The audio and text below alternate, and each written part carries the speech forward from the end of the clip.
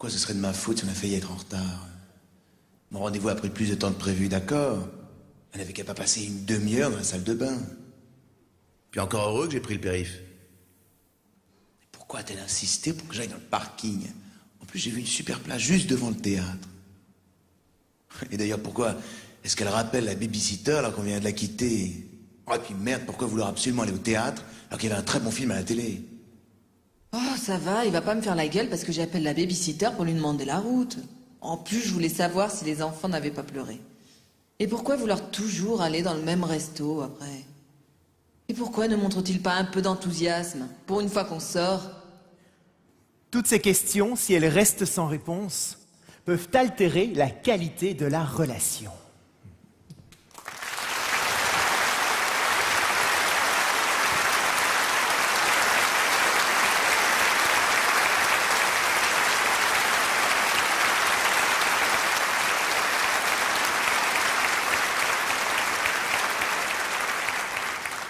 C'est la raison pour laquelle le ministère de l'Éducation nationale a été très enthousiasmé par mon idée d'inclure dans le programme un cours d'éducation sur la relation entre hommes et femmes, qui n'est pas que sexuelle. Mais rassurez-vous, on finira par en parler. Ce cours s'inscrit dans le programme de prévention contre le divorce et pour la promotion de la vie à deux. À cet effet, nous avons instauré un nouveau permis à points. Et oui, dorénavant, chacun donnera à son partenaire un permis de couple. Mais pas un permis pour se retirer des points, à chaque infraction des points en moins, comme le permis de conduire. Non, ça vous le faites déjà depuis des années. Vous n'avez pas attendu le permis pour ça. Ici, c'est un permis pour marquer des points. Vous allez gagner des points. Mais avant de vous expliquer ce dispositif, je voudrais faire une petite enquête. Je voudrais savoir qui est venu en couple ce soir. Vous voulez bien lever la main, ceux qui sont venus en couple? Ah oui, quand même, oui. Non, je préfère toujours le savoir avant. Parce qu'après, on est sûr de rien. Je préfère vous prévenir tout de suite. J'en vois d'ailleurs 2-3 qui ont l'air un peu stressés. On a dû le retirer des points récemment. Tiens, à ce propos, qui a déjà eu un retrait de permis? Mais les divorcés, levez la main. Il y en a? Il y en a un là, oui? Quelques-uns? Et les faux permis? Ceux qui sont ici avec leur amant, leur maîtresse. Il n'y en a pas ce soir, non? Allez-y, dites-le, n'ayez pas peur, je ne suis pas curé de toute façon. Vous vous demandez peut-être d'ailleurs comment j'en suis venu à enseigner cette matière peu orthodoxe. Il y a 11 ans, je me suis retrouvé dans une conférence aux États-Unis. Elle était donnée par un certain John Gray. Jamais entendu parler. Il avait, paraît-il, écrit un livre, Mars et Vénus ou quelque chose comme ça. Vous savez, messieurs, c'est ce livre qui traîne sur la table de nuit depuis 2 ans, qui prend la poussière. Toutes les femmes sont là, mais quand est-ce qu'il va le lire? Je vois qu'il y en a. J'étais moi aussi un peu sceptique. Je me demandais vraiment ce qu'un Américain allait pouvoir m'apprendre au sujet des hommes et des femmes. Il n'y connaît rien aux autres cultures. Et puis là-bas, ils ont déjà tous divorcé 4 fois. Normal qu'ils aient besoin de ça. Moi, pas. J'ai quand même été très interpellé par ce que j'ai entendu ce soir-là. Car même si je m'entendais très bien avec Corinne, c'est ma femme. Bon, on n'était aussi mariés que depuis 2 ans à l'époque. On n'avait pas encore eu le temps d'avoir énormément de problèmes. Mais il y avait malgré tout des petits trucs qui m'énervaient chez elle. Comme le fait qu'elle téléphone à sa mère pendant une demi-heure pour expliquer que ce qu'on a mangé à midi était un petit peu froid. Vous voyez, ce genre d'information tout à fait essentielle. Chaque fois qu'elle faisait ça, ça m'énervait. Un être normalement constitué comme moi n'a pas besoin de faire ça. Elle avait donc un problème. J'essayais de la changer. Tu sais, mon amour, le téléphone, ça coûte quand même un peu cher. C'était pas vraiment le coût du téléphone qui me dérangeait. Quoique. Mais c'était surtout le fait de ne pas comprendre pourquoi elle avait besoin de parler pendant des heures pour ne rien dire. Et là, J'ai enfin compris pourquoi Corinne faisait ce qu'elle faisait. Je me suis rendu compte qu'elle n'était pas la seule à le faire. Ça m'a rassuré, ça. Et puis je me suis dit que si je changeais de femme, ça n'allait pas changer le problème. Donc autant essayer de trouver une solution tout de suite, on gagnerait du temps. Corinne était normale, elle n'avait pas à changer. Il fallait simplement lire le bon mode d'emploi. Quand je suis sorti de cette conférence, j'ai acheté les livres et les cassettes vidéo. Et quand je suis rentré en France, j'ai mis Corinne devant la télé. Pour qu'elle comprenne aussi 2-3 trucs qui apparemment l'énervaient chez moi. Comme le fait de zapper pendant une demi-heure, affaler dans le canapé sans rien foutre. Je vois qu'il y en a aussi. Corinne était normale. J'étais normale. Mais nous étions...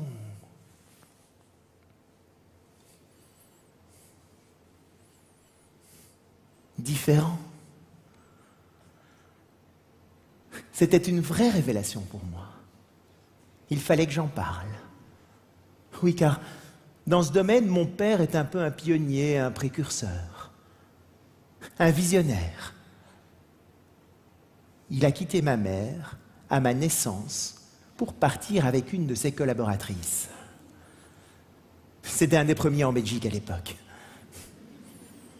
Bon, depuis, il a beaucoup de disciples. Mais vous n'allez peut-être pas me croire. Mais jusqu'à l'âge de 13 ans, j'ai cru que mes parents étaient encore ensemble. Ma mère me disait « Papa travaille trop loin, il ne peut pas rentrer tous les soirs à la maison. » Je passais quelques heures le samedi après-midi avec mon père, puis il repartait, comme si de rien n'était. Pour moi, c'était normal, j'y croyais, malgré les évidences énormes. Je n'ai jamais passé de vacances avec mon père, de week-end avec lui. Il n'y avait aucun effet personnel de mon père à la maison. Même ma mère avait un lit simple dans sa chambre. Quand j'allais chez des amis et que je voyais un lit double dans la chambre des parents, je me demandais vraiment à quoi ça servait ce truc-là. Aujourd'hui, je me dis que si mes cours peuvent aider des adultes à être un peu plus heureux, un peu plus sincères dans leurs relations, ça aidera certainement leurs enfants à vivre dans un environnement un peu plus vrai. Voilà d'où me vient ma vocation de prof.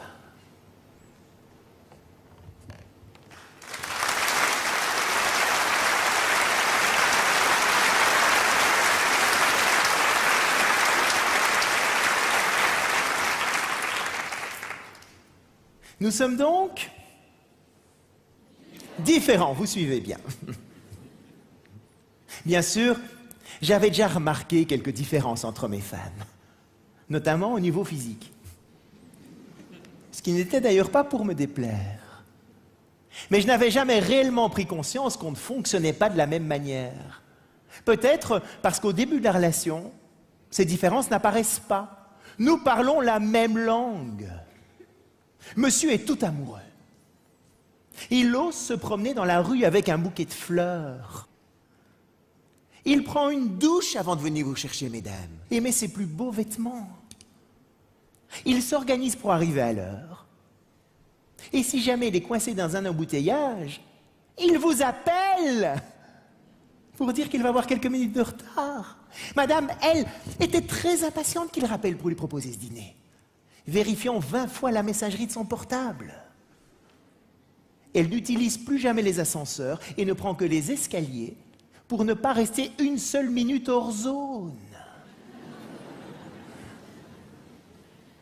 Quand il se voit, il est galant, prévenant, il pose des questions, il s'intéresse à elle.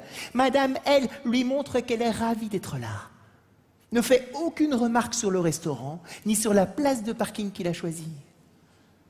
Et il reste même, chose extrêmement rare, de bonne humeur toute la soirée.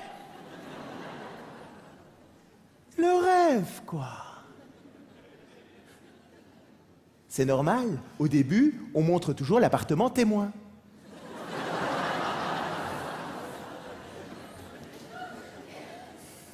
Mais c'est une fois que la relation s'établit que les petits problèmes vont commencer. Oh, rien de bien grave. Une petite remarque est prise comme une critique, un petit oubli. On va faire un effort pour passer au-dessus de ça. Il y a des choses tellement plus importantes. Ça nous énerve quand même. Hein. Toutes ces frustrations sont comme des gouttes d'eau qui petit à petit vont finir par faire déborder le vase, vont faire perdre des points encore et encore et encore. Elles viennent d'une erreur fondamentale que l'on fait, c'est de croire que l'autre va réagir comme on réagirait dans les mêmes circonstances. Vous vous êtes rencontrés le 22 juin. 10 ans plus tard, le 22 juin matin, la femme se réveille et il se souvient de tous les détails.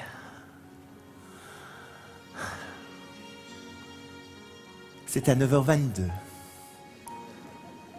Elle portait une jolie robe à fleurs, assise sur un banc public, sur la grande place, en dessous d'un platane, au soleil. Elle se dit, je suis sûre que quand il va se réveiller, il va me dire, oh ma chérie, tu te souviens?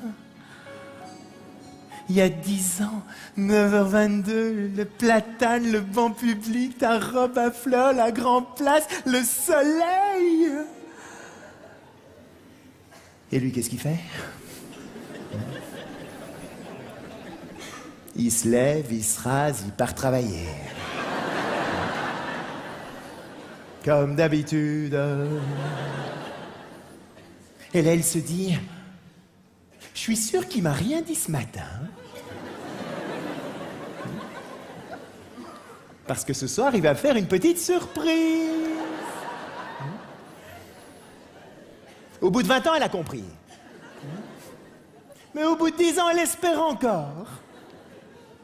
Il va se passer quelque chose, on va retourner sur la grande place, on va fêter l'événement d'une manière ou d'une autre. Le soir arrive, il rentre, il dîne, il se couche. Comme d'habitude. Et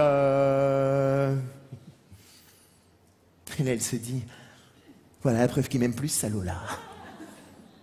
Parce que s'il m'aimait, il se serait souvenu qu'aujourd'hui, il y a 10 ans qu'on s'est rencontrés pour la première fois. Ça, c'est vrai dans la logique féminine. Sur Vénus. C'est pas spécialement vrai dans la logique masculine. Sur Mars. Alors, il faut comprendre, messieurs, pourquoi c'est important de vous souvenir du 22 juin.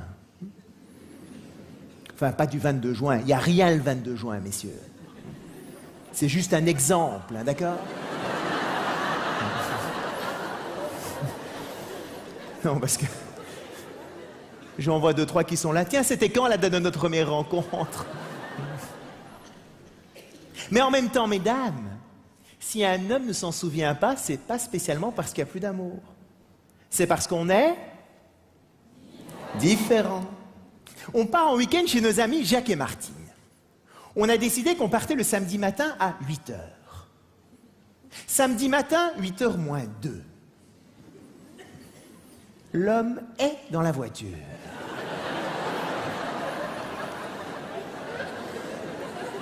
Ceinture de sécurité attachée. Rétroviseur réglé. Il est prêt.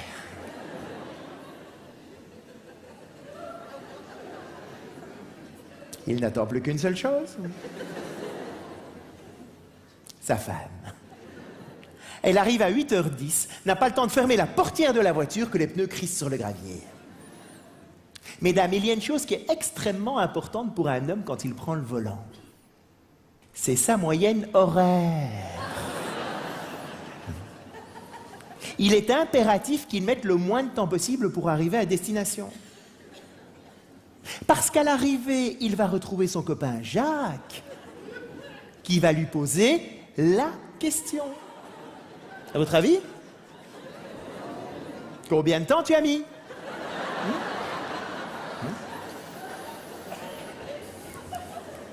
Les hommes parlent entre eux de ce qui est le plus important à leurs yeux. Leur... non, pas leur voiture, leur... compétence à atteindre un objectif. Et c'est comme ça que tous les hommes sont toujours en compétition les uns par rapport aux autres, pour savoir qui a couru le plus vite, qui a sauté le plus haut, qui a marqué le plus de buts, qui a la plus grande surface commerciale, le plus gros chiffre d'affaires, la plus grosse voiture, oui. Quoi d'autre? ce genre de conversation est assez étrange pour une femme. Parce que pour elle, ce qui est avant tout important, c'est la qualité de la relation. Et c'est comme ça que Martine va plutôt poser ce type de questions. Comment s'est passé le voyage? Est-ce qu'il était de bonne humeur? De quoi est-ce que vous avez parlé dans la voiture? Est-ce que vous vous êtes arrêté pour manger quelque part? Est-ce que c'était bon? Est-ce qu'il a fait beau? Comment ça s'est passé? Et c'est comme ça qu'on peut comprendre que quand deux femmes se rencontrent, au bout de 5 minutes, elles connaissent le nom des enfants, ce qu'elles aiment bien, ce qu'elles n'aiment pas, ce qu'elles ont mangé la veille. Elles vont partager un ressenti, des émotions. Et le plus extraordinaire, c'est qu'elles vont retenir toutes ces informations.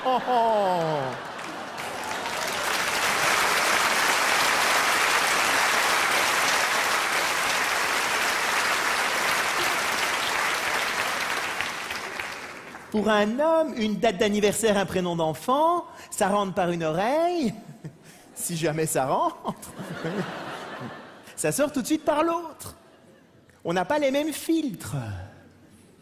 Alors, mesdames, si vous voyez qu'il se concentre sur la route, ne lui parlez pas dans ces moments-là. Il risquerait de vous reprocher d'avoir loupé la sortie de l'autoroute. Il vous le reprochera.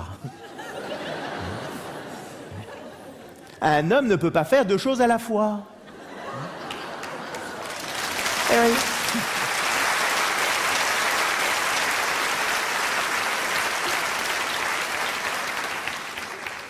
Soit il se concentre sur la route, soit il vous écoute. Il ne peut pas faire les 2 choses en même temps. Il est très...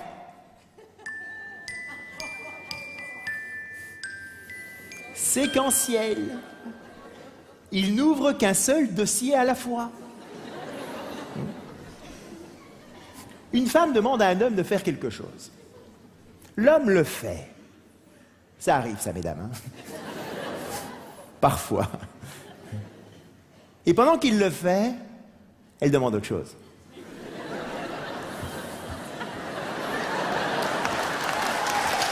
Là.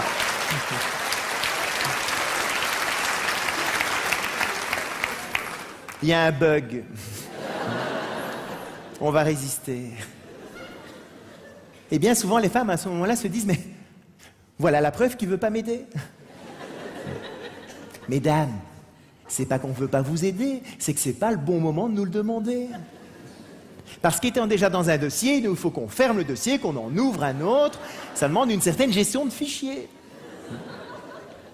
Un jour, une femme me dit « Ah, ça me rassure de savoir qu'il n'y a pas que mon mari qui est comme ça. J'ai un peu mal au dos. Et généralement, c'est lui qui monte l'aspirateur qu'on range au premier étage de la maison. Mais l'aspirateur peut être au pied de l'escalier. Il peut monter 5 fois en passant à côté de l'aspirateur sans le prendre. Chaque fois qu'elle voyait ça, 2 points en moins. Évidemment, il l'a vu et il fait exprès de ne pas le monter juste pour m'embêter. Alors qu'en fait, mesdames, c'est pas ça du tout. Pourquoi est-ce qu'il ne montait pas l'aspirateur? Parce qu'il montait pour aller se coucher. Il ne montait pas pour monter l'aspirateur.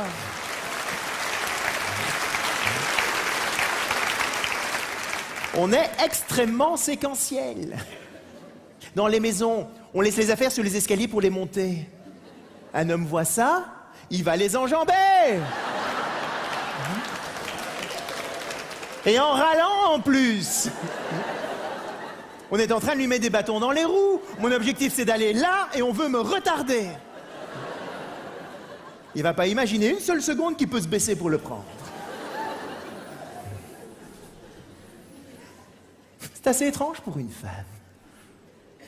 Parce qu'elle est là, 10 dossiers ouverts en permanence. Elle est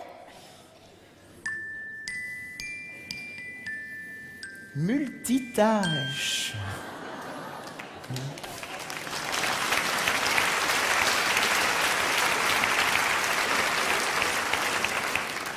Passant constamment d'un dossier à l'autre. Ça aussi, ça agace les hommes, ça.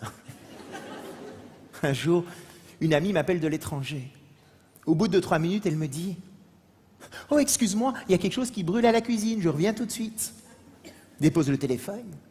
Et là, j'entends son mari lui crier « Mais enfin, pourquoi tu appelles maintenant ?» Dans la logique masculine, c'est un peu idiot, ça. Pourquoi est-ce que tu téléphones pendant que tu fais la cuisine? Ça brûle à la cuisine et ça coûte très cher en téléphone. Rien n'est bien fait. C'est vrai qu'un homme qui fait la cuisine aura tendance à rester debout à côté de l'eau des pâtes en attendant qu'elle bout.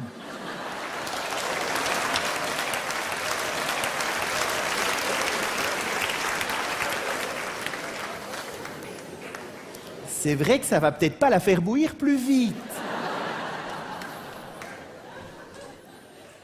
Mais à ça, les hommes répondent « Oui, mais au moins je suis sûr qu'il y aura encore de l'eau dans la casserole. Parce que le côté féminin, je mets de l'eau, je m'occupe des enfants, je prépare la réunion du lendemain, je reviens, oh, il n'y a plus d'eau. » Ou les pâtes sont un peu cuites. Alors, mesdames, si vous voyez aussi qu'il est perdu en voiture, ne lui suggérez pas de demander son chemin. Il prend ça comme une insulte. Un homme ne se perd jamais. Il trouve de nouveaux itinéraires.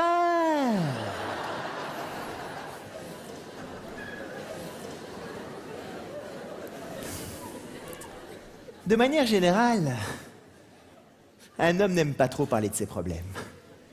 Parce que pour lui, parler d'un problème, c'est montrer son incompétence à le résoudre.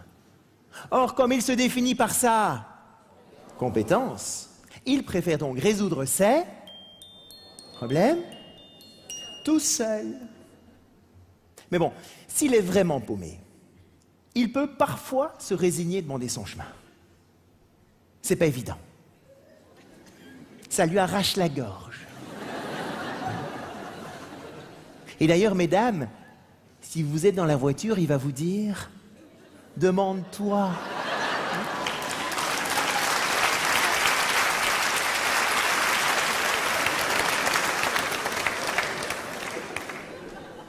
Soi-disant, c'est parce que vous êtes du bon côté du trottoir. Ça n'a rien à voir avec ça. C'est parce que c'est trop dur pour lui de le demander. C'est une défaite pour un homme. Mais bon, s'il est vraiment paumé, il peut parfois se résigner à demander son chemin. Mais pas à n'importe qui. À quelqu'un qui a les signes extérieurs de compétence. Un chauffeur de taxi, un policier, un facteur. Il va s'arrêter à une station-service. Je ne vais pas perdre mon temps à parler d'un problème à quelqu'un si je ne sais pas s'il a la réponse à mon problème. Alors que dans la logique féminine, je suis perdu, je demande mon chemin, quoi de plus normal? Le premier qui passe, c'est parfait. Il a la solution, tant mieux. Il n'a pas la solution. On a peut-être des enfants du même âge, il va me renseigner un beau resto dans le coin. On va papoter 5 minutes.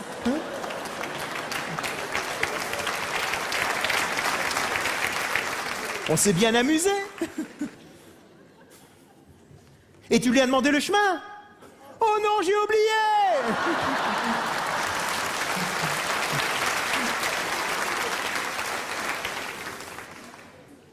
Pour un homme, il n'y a jamais de problème.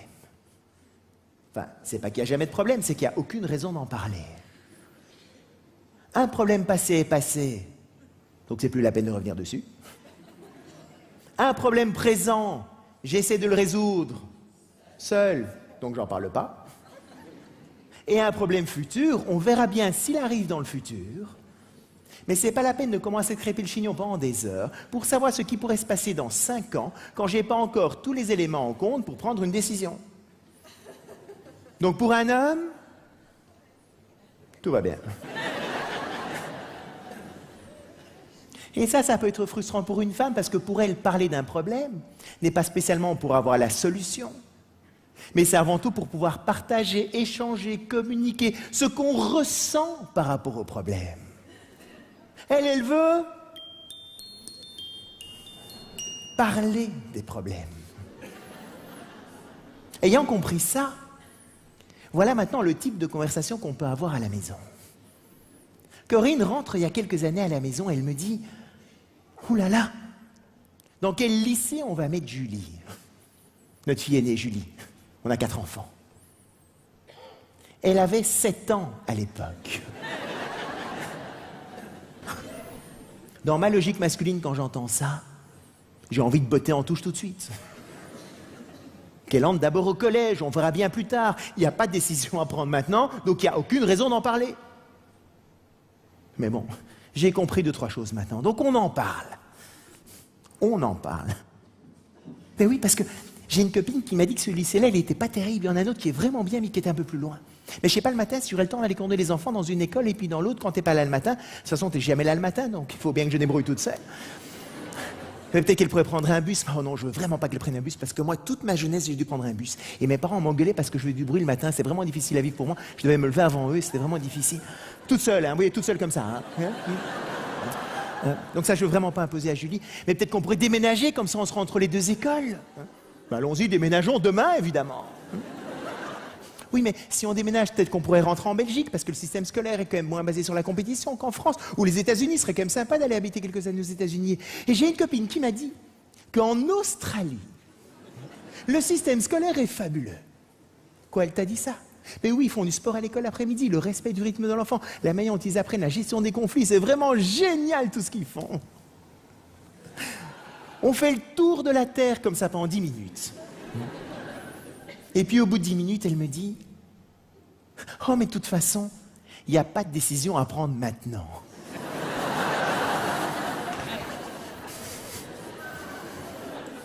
Ben non, effectivement. Et de nouveau, dans ma logique masculine, ce que j'ai envie de lui dire à ce moment-là, c'est « Tu sais, ça j'aurais pu te le dire il y a 10 minutes. Ça nous aurait évité de perdre notre temps. » Dans la logique féminine, on n'a pas du tout perdu notre temps. On a partagé, échangé, communiqué. On a renforcé la qualité de la relation. Ce qui peut apparaître comme une perte de temps pour un homme n'est absolument pas une perte de temps pour une femme. Et vice-versa. Ce qui peut apparaître comme une perte de temps pour une femme, c'est de tourner pendant 3/4 d'heure autour de l'église plutôt que de s'arrêter et demander son chemin. C'est pas faux non plus. Alors, les mots qu'on utilise sont les mêmes. Mais la signification qu'on leur donne n'est pas la même du tout. Le côté masculin, quand il parle, est plutôt dans le rationnel. Alors que le côté féminin, lui, quand il parle, est plutôt dans... Non, pas les rationnels, non, non. L'émotionnel. Les hommes ne voient pas toujours la différence. Hein. C'est vrai, non?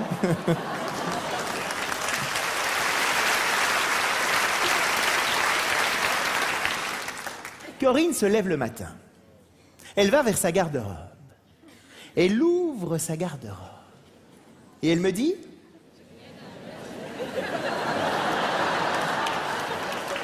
J'ai rien à me mettre.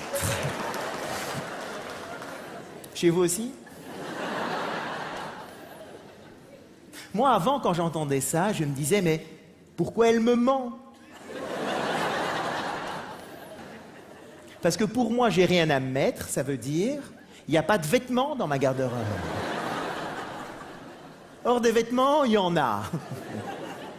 Et pas que dans sa garde-robe, en plus. Il y en a à la cave, au grenier, en haut, en bas, à gauche, à droite, il y en a partout. Mais c'est pas vrai ce que tu me dis. Regarde, ta garde-robe est pleine. Mais puisque je te dis que j'ai rien à me mettre, c'est que j'ai rien à me mettre. On part travailler, on oublie, c'est pas grave. 2 points en moins. 3. Ce que j'ai compris maintenant, c'est que quand Corinne me dit j'ai rien à me mettre, elle ne me dit pas il n'y a pas de vêtements dans ma garde-robe. Ce qu'il faut que vous sachiez, messieurs, c'est que quand une femme s'habille, ce qu'elle recherche, c'est que les vêtements qu'elle porte correspondent à l'humeur dans laquelle elle est. Ah, c'est ça. Eh oui. Et donc quand elle dit « j'ai rien à mettre », ce qu'elle dit avec le décodeur maintenant c'est « j'ai rien qui corresponde à l'humeur dans laquelle je suis ce matin ». Et elle a beaucoup d'humeur.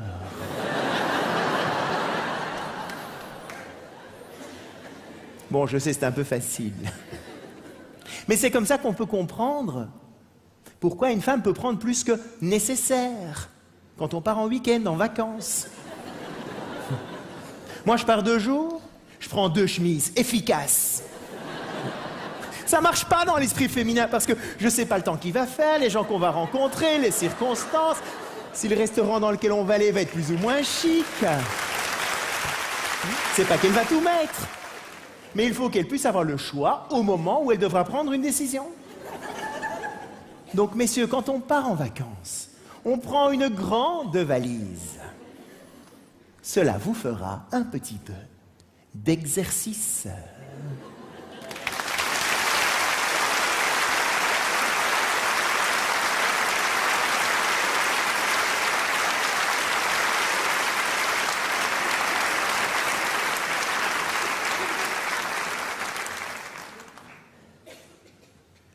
Nous allons maintenant aborder une différence essentielle dans cette relation entre un homme et une femme. On ne se sent pas aimé pour les mêmes raisons. Avant, quand je partais en déplacement professionnel, Corinne me posait plein de petites questions sur mon voyage. À quelle heure est ton avion ? À quelle heure est-ce que tu dois arriver à l'aéroport? Est-ce que tu as assez de temps pour ta correspondance et ton passeport et ton hôtel et ton ci et ton là? Chaque fois qu'elle me posait toutes ces questions, mon sentiment c'était au mieux de l'indifférence, mais plutôt de l'agacement. Je me sentais attaqué dans ma compétence à être capable d'organiser mes voyages tout seul. Et moi, comment je faisais? Au revoir mon amour. Oh, je suis sûr que tout va magnifiquement bien se passer pendant mon absence. Plus tard, elle m'a dit aussi, tu sais, quand tu partais comme ça, moi aussi mon sentiment c'était au mieux de l'indifférence, mais plutôt de l'agacement. Elle se disait, ben, c'est facile pour lui. Il part, il me laisse mon travail, la maison, les enfants, son chien. Oui, j'ai eu un Saint-Bernard un peu avant de la rencontrer. Elle l'avait adopté, mais quand elle était fâchée, c'était encore mon chien. Il s'en fout. Elle ne ressentait pas d'amour non plus là-dedans. Et quand c'était elle qui partait, c'était exactement la même chose. J'étais frustré par toutes les questions qu'elle me posait sur ce que j'allais faire avec les enfants pendant son absence. Et elle pensait que j'étais fâché qu'elle parte, parce que je ne lui posais aucune question sur son voyage. Sans nous en rendre compte, on faisait l'erreur de donner à l'autre ce qu'on aurait bien aimé recevoir. L'homme, pour se sentir aimé, a avant tout besoin de ressentir de la confiance. Alors qu'une femme, elle, a avant tout besoin de recevoir des attentions. Corinne, à travers toutes les petites questions qu'elle me posait, c'était plein de petites attentions, plein de manières de montrer tout l'amour qu'elle a pour moi. Et moi, qu'est-ce que je faisais? Je lui donnais la meilleure preuve d'amour que je connaissais. Je lui faisais totalement confiance qu'elle était suffisamment grande, dynamique, organisée, débrouillarde pour pouvoir se passer de moi pendant 3 jours. Le problème de ça, c'est que Corinne peut me faire des couches et des couches d'attention. Je m'en fous. Enfin, je les prends, c'est pas désagréable. Mais c'est pas ça qui est réellement motivant pour moi. Et moi, je peux lui faire confiance, confiance, confiance, confiance. S'en fout complètement aussi. Et c'est là où on peut sortir tous les deux épuisés, en ayant l'impression d'avoir été extraordinaire envers l'autre et de ne rien avoir reçu en retour. Et on se retire des points, encore et encore et encore. J'aime Corinne. Ça ne me pose donc aucun problème de le lui montrer. Et je sais maintenant que c'est à travers les attentions. Donc quand elle part, je pose plein de questions avant. Et quand je suis parti, je téléphone très très régulièrement à la maison. Et à travers toutes ces petites attentions, Corinne ressent tout l'amour que j'ai pour elle. Et moi maintenant, elle ne me pose plus de questions sur mes organisations de voyage. Et si jamais je rate une correspondance un jour, je lui téléphone, elle me dit simplement « À quelle heure est ton prochain vol ?» Et elle ne va pas commencer à me dire « Ah, tu vois, je te l'avais bien dit. T'aurais dû prendre un avion plus tôt ou plus tard, ou t'aurais dû faire ça, gna gna gna, gna gna gna, gna gna gna. » Vous voyez un peu, gna gna gna, oui? Juste pour voir. Et le fait que je n'ai aucun de tous ces petits commentaires-là, c'est comme ça que je ressens tout l'amour qu'elle a pour moi, à travers la confiance qu'elle me fait. L'homme a avant tout besoin de confiance et d'appréciation. La femme, elle, a avant tout besoin d'attention et de compréhension. Ce sont 4 mots à inscrire en lettres d'or quelque part, qui sont les clés pour vivre ensemble, pour se marquer des points.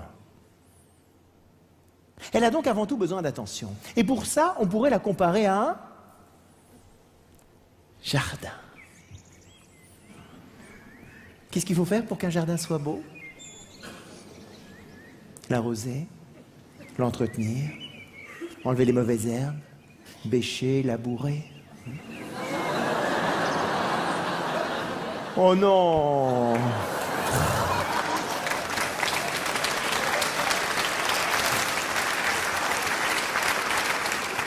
Quel esprit mal tourné! Quand est-ce qu'il faut entretenir le jardin? Non, pas qu'au printemps.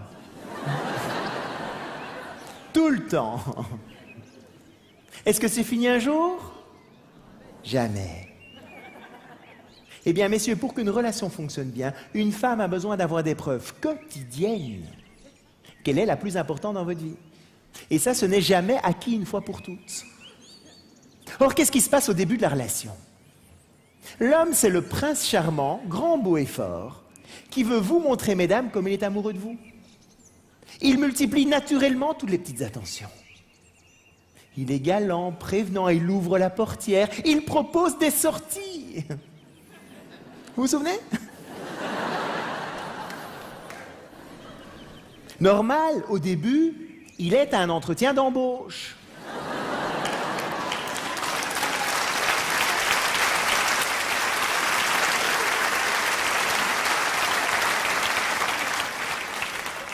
Le jardin fleurit, c'est mignon, c'est gentil, tout le monde est content. Et puis à un moment donné, un engagement est pris d'une manière ou d'une autre. Et à ce moment-là, l'homme se dit « Ok, objectif atteint. C'est bon, elle sait que je l'aime, affaire classée. » Et comme il ne fonctionne qu'un dossier à la fois, il ferme le dossier Prince Charmant. Et il ouvre le dossier bureau, travail pour assurer le confort financier de la famille. Et à ce moment-là, la femme se dit « Mais c'est dingue ici. Je viens d'engager mon jardinier. Et le lendemain de la signature du contrat, il n'en faut plus une. » Extrêmement frustrant pour elle. Après quelques années de vie commune, une femme peut demander à son partenaire « Est-ce que tu m'aimes encore ?» La réponse de l'homme « Bah, évidemment, puisque je suis là. » Hein?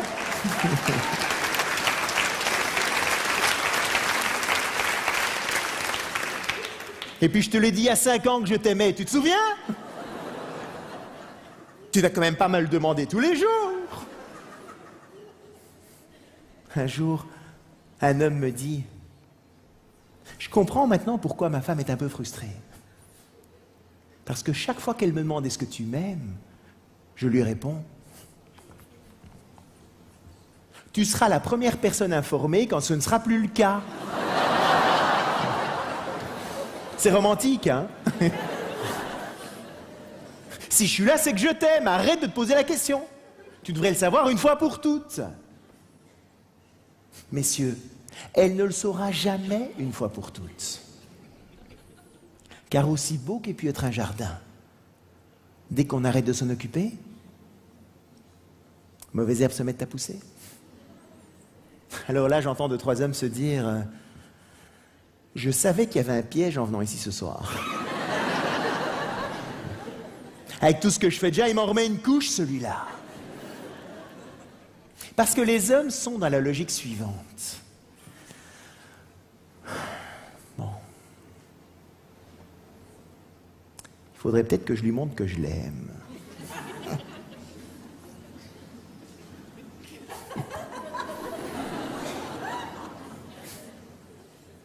Comment est-ce que je vais bien pouvoir faire ça?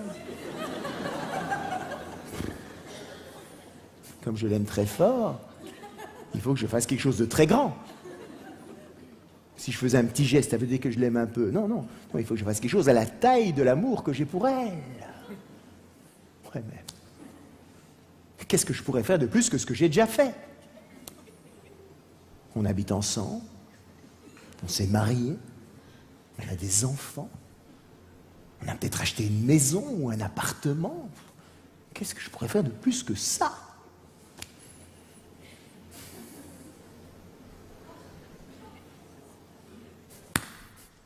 Elle m'a dit un jour qu'elle voulait aller à Hawaï. Ils travaillent très fort toute l'année. Ils partent 1 semaine à Hawaï.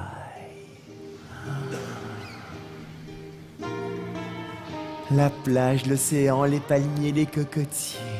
Magnifique hôtel, le voyage de rêve. Mais le lendemain du retour d'Hawaï, la femme est là. Est-ce que tu m'aimes?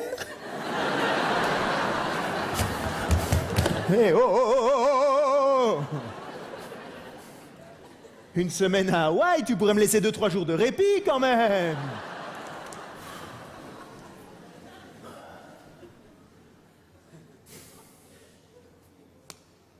Peut-être qu'1 semaine, c'était pas assez. Peut-être qu'il fallait partir 15 jours.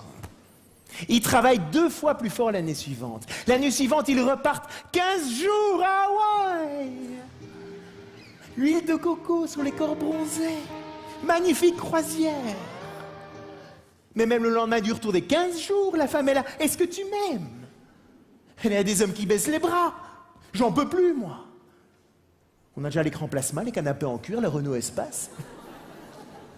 Elle est jamais contente, il lui faut toujours plus. Je suis pas Bill Gates non plus. J'ai une bonne nouvelle pour vous, messieurs. Enfin. Dans la logique féminine, il n'y a pas de pondération. Votre manière, messieurs, de montrer votre amour, vous le faites par un grand geste ou par un petit geste, c'est la même chose. On va faire des économies ici.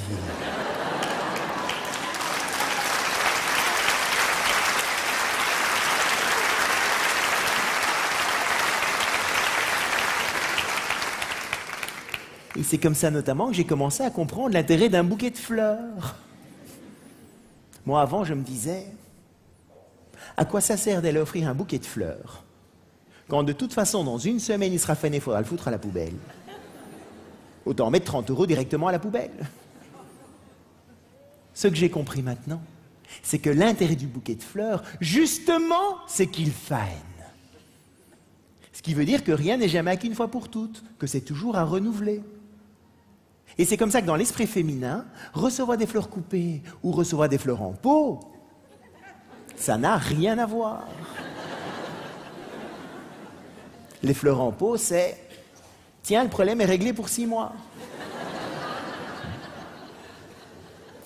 Alors, je vous raconte pas les fleurs en plastique. Il y en a qui ont déjà essayé. Toi? Alors, toutes ces attentions, messieurs, ne se résument évidemment pas qu'à des cadeaux. Ce sont tous ces petits gestes du quotidien que vous pouvez avoir. Par exemple, quand vous rentrez chez vous le soir, si votre partenaire est là, cherchez-la et prenez-la dans vos bras avant de faire quoi que ce soit d'autre. Moi, avant, ma logique était la suivante. Je rentrais, j'allais vite voir mon courrier, mes petits trucs, et débarrassé de ces détails, je gardais le meilleur pour la fin. J'embrassais Corinne. Elle ne le percevait pas du tout comme ça. Elle se disait, je passe après son courrier, tous ces petits trucs. Comment est-ce qu'une femme va savoir quelle est la plus importante dans votre vie, messieurs? C'est parce que vous allez d'abord vers elle. Un jour, une femme me dit, ce qui m'énerve, c'est que chaque soir, quand mon mari rentre, il dit d'abord bonjour au chien. Et le mari est à côté, il lui répond, ben oui, il court plus vite que toi.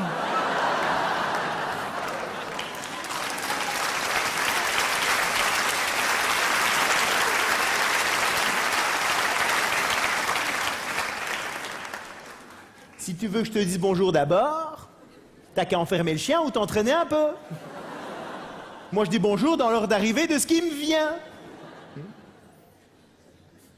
Alors, messieurs, c'est pas vraiment qu'une femme va se cacher, mais elle peut très bien ne pas tout à fait se montrer pour voir si vous allez aller vers elle.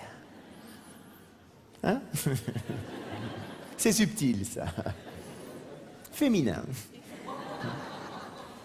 Ce n'est pas parce qu'elle ne vient pas vers vous qu'il ne faut pas aller vers elle. Vous marquez un point. Autant qu'un voyage à Hawaï. Ça vaut le coup quand même, non? Prenez-la aussi régulièrement dans vos bras, sans arrière-pensée sexuelle. J'insiste sur la deuxième partie de la phrase.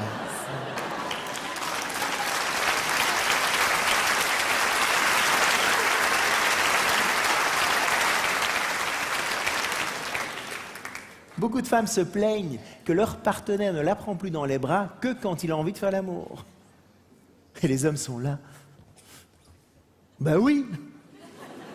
Pourquoi d'autre est-ce que je te prendrais dans les bras? Ils voient pas trop. Une femme a un besoin de contact physique non sexuel beaucoup plus important qu'un homme. Alors une autre forme extrêmement appréciée d'attention, messieurs, c'est la prévenance. Une femme espère secrètement que vous ferez les choses sans qu'elle ait à le demander. Oh.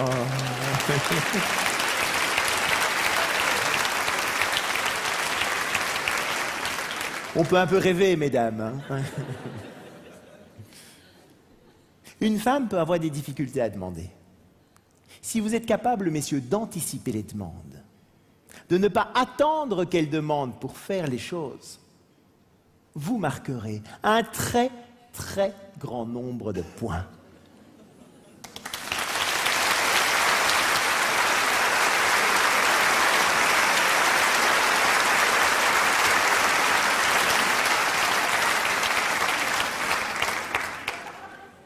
Alors, elle a aussi besoin de compréhension. Et pour ça, on pourrait la comparer à une vague. Non, une vague, pas une vache, j'entends, je fais ça.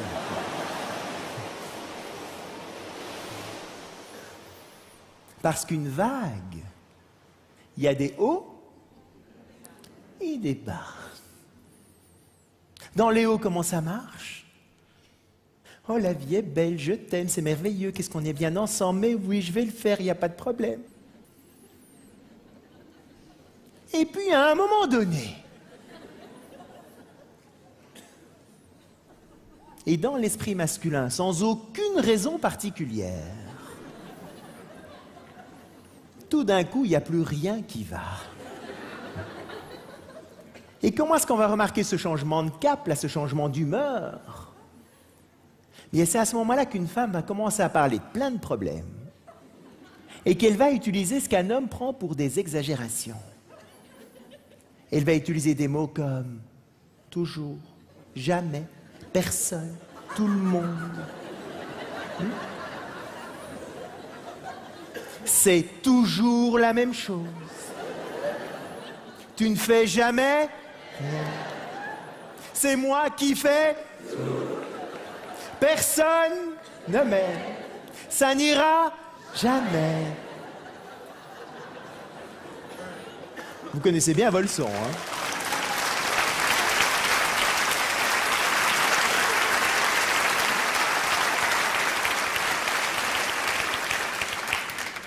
Et à ce moment-là, les hommes vont faire l'erreur la plus dommageable dans la relation. Ils vont tout mettre en œuvre pour couper la vague. Comment est-ce qu'ils coupent la vague, les hommes? Bien, je vais prendre un couple de volontaires pour vous illustrer comment on coupe une vague. Tiens, on va prendre ces deux-là. Là. Tiens, venez. On peut les applaudir, parce que ça va quand même être une épreuve très difficile pour eux.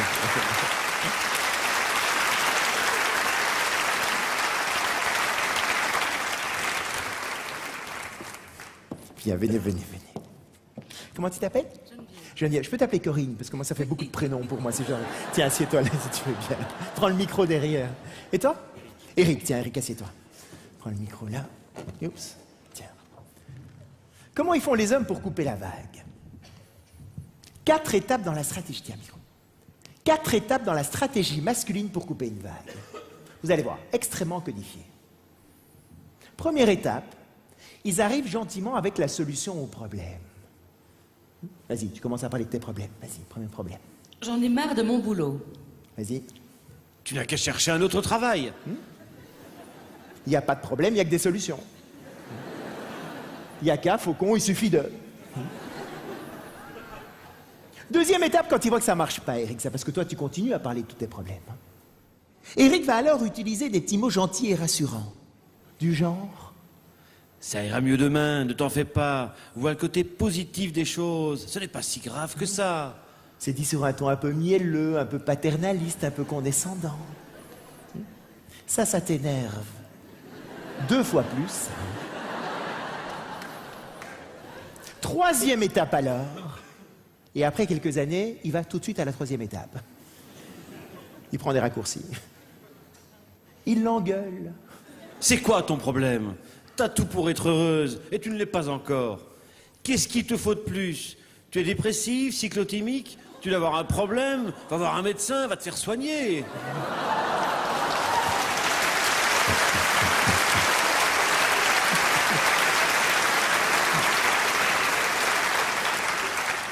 Il doit même pas lire sa fiche, hein, ça sort tout seul là-bas. Et parfois, on va encore un peu plus loin. Vas-y. Oui, vas-y. Ça va, j'ai compris, t'as tes règles dans 2 jours.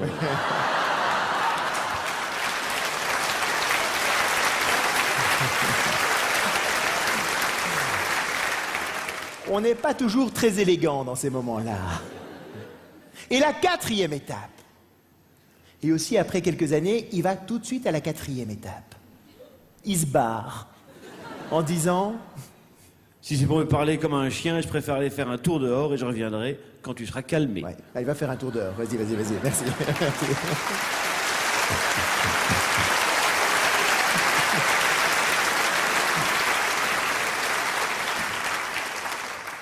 En fait, messieurs, aucune de ces stratégies ne fonctionne.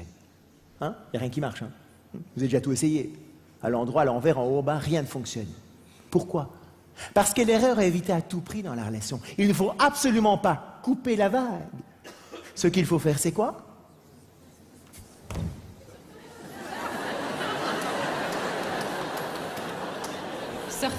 Surfer. Il faut l'accompagner dans la descente.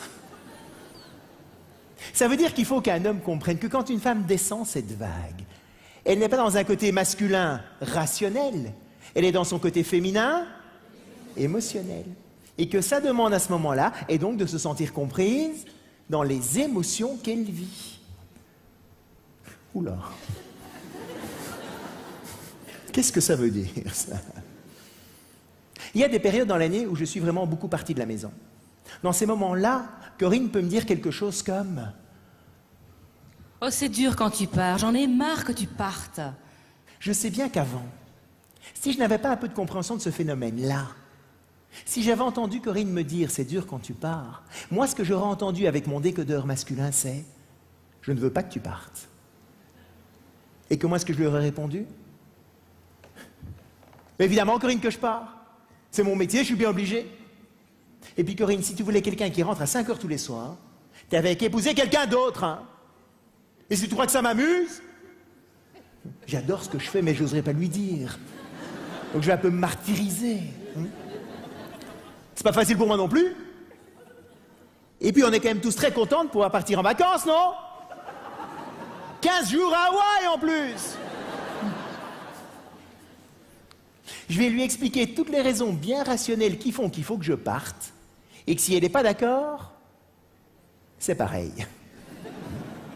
Et en faisant ça, je coupe bien la vague.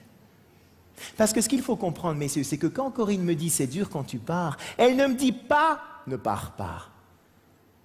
Ce qu'elle souhaite à ce moment-là, c'est de se sentir comprise dans le sentiment que c'est plus difficile pour elle quand je ne suis pas à la maison que quand j'y suis. Et heureusement d'ailleurs. Voilà, vous avez compris? Ouais. Et comment est-ce qu'elle va se sentir comprise? Parce que je vais l'accompagner dans la descente, en l'écoutant vraiment. Vas-y. Mais oui, c'est dur. Je comprends bien, ma chérie. Il faut... C'est un peu bizarre au début, mais on s'y habitue assez vite, vous allez voir. Il faut que j'assume tout, oui, toute seule quand tu n'es pas là. Ah, ouais. Aller chercher les enfants à l'école, m'occuper de tout le temps. Ah. Et quand ils se chamaillent en plus, c'est vraiment difficile. Oh oui, je comprends bien. Ouais. Et puis mon patron qui a l'air de me faire la gueule. Qu'est-ce qu'il a, ce con-là? Je me demande vraiment ce qui se Moi passe. aussi, oh là là, viens dans mes bras. Merci beaucoup.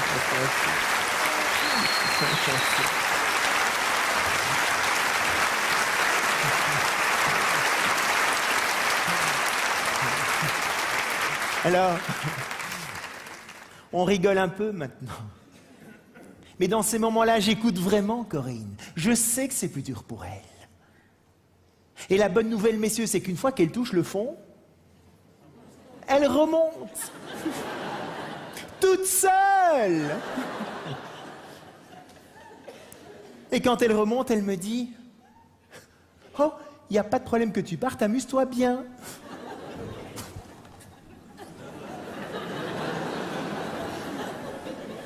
De nouveau, si j'ai pas un peu de compréhension de ce phénomène-là, entendre Corinne me dire « c'est dur quand tu pars » et 2 minutes plus tard me dire « il n'y a pas de problème que tu partes », moi, je l'envoie à l'asile psychiatrique tout de suite. Dans ma logique masculine, c'est dire une chose et son contraire dans la même phrase. Est-ce que c'est dur ou est-ce que t'as pas de problème? Décide-toi, ça peut pas être les deux.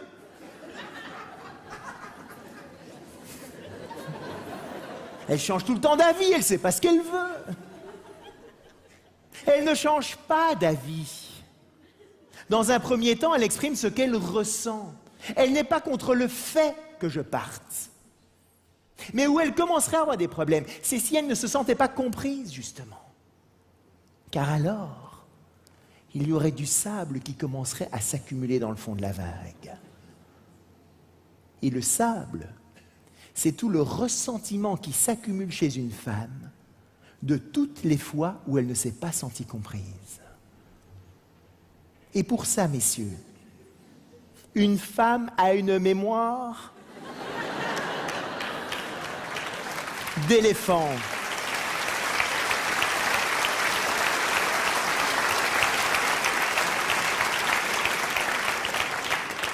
Elle se souvient tout. Et à chaque discussion un peu animée,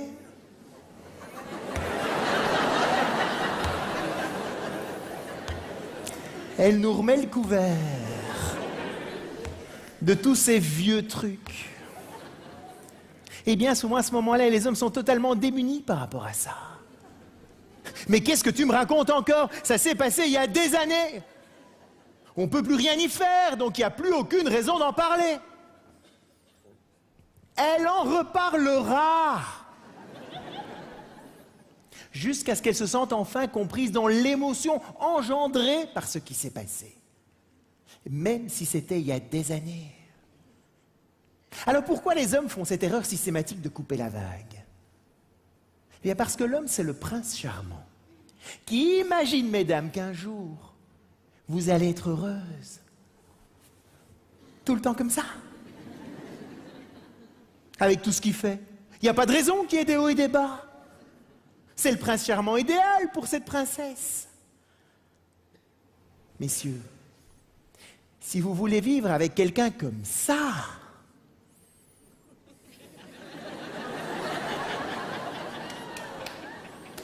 il ne faut pas vivre avec une femme.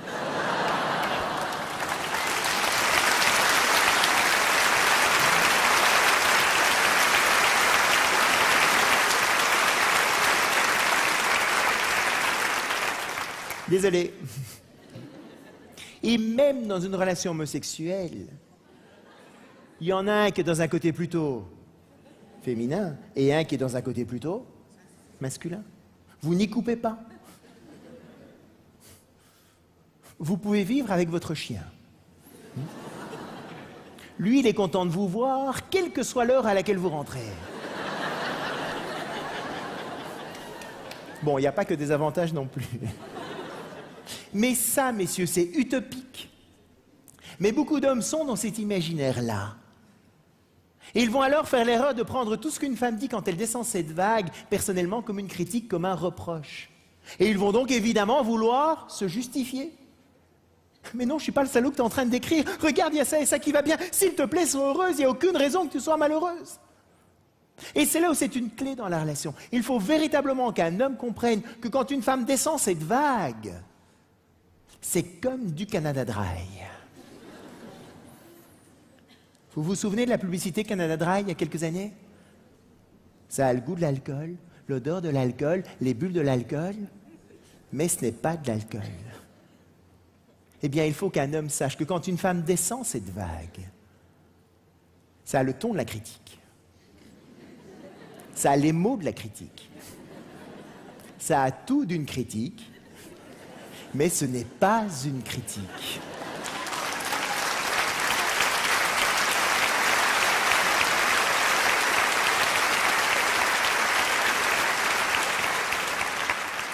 Et il faut qu'un homme se l'ancre vraiment bien dans le crâne. Parce que c'est quand même extrêmement bien imité, mesdames. Hein? Vous êtes très très fortes. Parce que quand elle nous dit « il n'y a personne qui fait jamais rien dans cette maison », on pourrait peut-être se sentir un peu visé si on était parano. Et pourtant, messieurs, c'est pas le moment d'aller expliquer tout ce que vous avez fait la semaine dernière. On s'en fout de qui a fait quoi dans ces moments-là. On n'est pas dans une discussion rationnelle. On est dans ce besoin féminin d'ouvrir les vannes pour lâcher le trop-plein émotionnel accumulé. Et messieurs, cela n'a rien à voir avec vous. C'est une bonne nouvelle quand même, non? Oui, mais alors? Si ça n'a rien à voir avec moi, pourquoi est-ce que j'irais me prendre ce paquet de sable dans la figure? Alors que je suis pour rien. Qu'elle aille faire ça ailleurs, hein, c'est pas mon problème. Quel est mon intérêt là-dedans? Votre intérêt, messieurs, c'est que tout simplement, si vous ne le faites pas, cet accompagnement-là, qu'est-ce qui se passe? Le sable monte, monte, monte, monte, monte. Elle devient de plus en plus aigrie, frustrée et difficile à vivre. Et à un moment donné, Mont-Saint-Michel. Totalement sablé. C'est là qu'elle va prendre la décision de partir. Parce qu'elle aura à ce moment-là acquis la conviction qu'elle ne se sentira jamais comprise. Alors pourquoi rester? De moins en moins de femmes acceptent de se résigner par rapport à ça. Dans 75% des cas aujourd'hui, messieurs, ce sont les femmes qui demandent la séparation. Pourquoi? Parce qu'aujourd'hui, elles le peuvent. Et l'argent, les enfants, plus rien n'y fait. À la limite, elle va attendre que les enfants soient un peu plus grands. Et ce qui est totalement incompréhensible pour un homme, c'est que très souvent, les femmes partent pour personne. Généralement, quand un homme part, c'est qu'il en a une ou deux sous le coude. Enfin, le coude.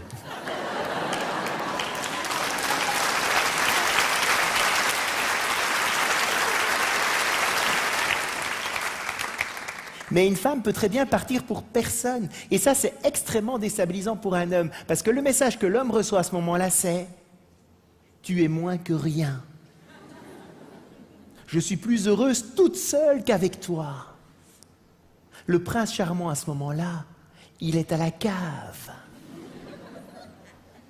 Alors que si vous l'accompagnez régulièrement dans la descente, si vous faites en sorte, messieurs, qu'il n'y ait pas de sable dans la vague, c'est quand elle remonte que vous allez le récupérer au centuple.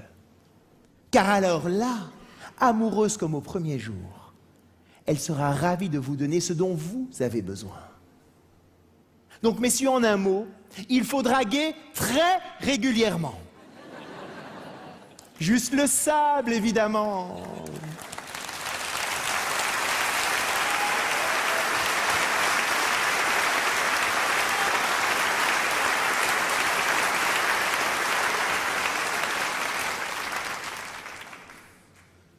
Alors, à votre avis, mesdames, quelles sont pour vous les meilleures chances de recevoir attention et compréhension?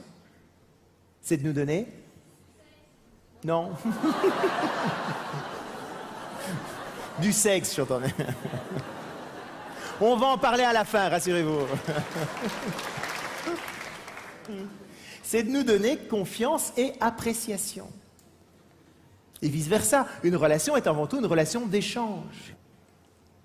L'homme a donc avant tout besoin de confiance. C'est la confiance que vous mettez dans leur compétence à faire les choses. Or, les femmes ne se rendent pas compte parfois à quel point elles peuvent blesser un homme par rapport à toute une série de petites remarques qu'elles peuvent faire, qui sont juste des petites remarques en l'air comme ça, qui n'ont l'air de rien, mais qui peuvent être extrêmement blessantes pour un homme. Et ça va se nicher dans les détails les plus infimes du quotidien. Il l'emmène au restaurant pour la Saint-Valentin, son anniversaire. La soirée se passe bien, tout le monde est très détendu, l'ambiance est excellente. Et à un moment donné, elle va voir un tableau qui est au mur et elle va lui dire « Oh, t'as vu le tableau, qu'est-ce qu'il est moche !» Et là, l'homme arrête de parler pour le reste de la soirée. Et elle ne comprend absolument rien de ce qui s'est passé. Mesdames, s'il l'emmène dans ce restaurant-là, c'est que c'est lui qui a peint le tableau.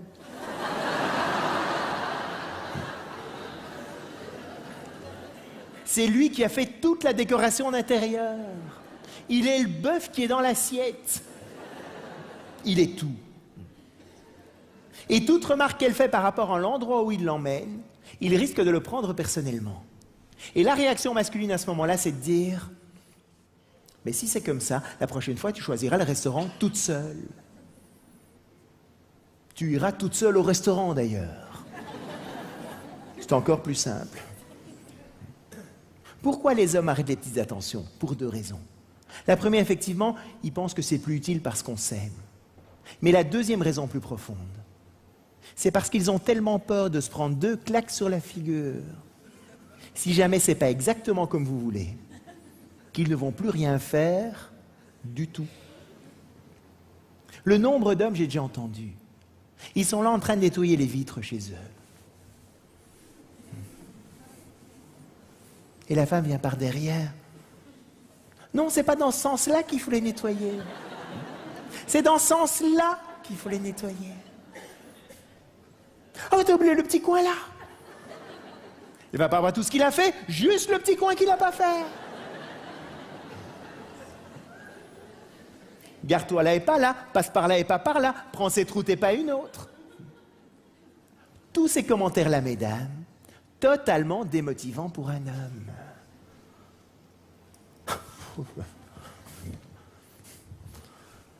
Qu'est-ce qu'ils sont susceptibles, ces mecs, si on peut rien leur dire?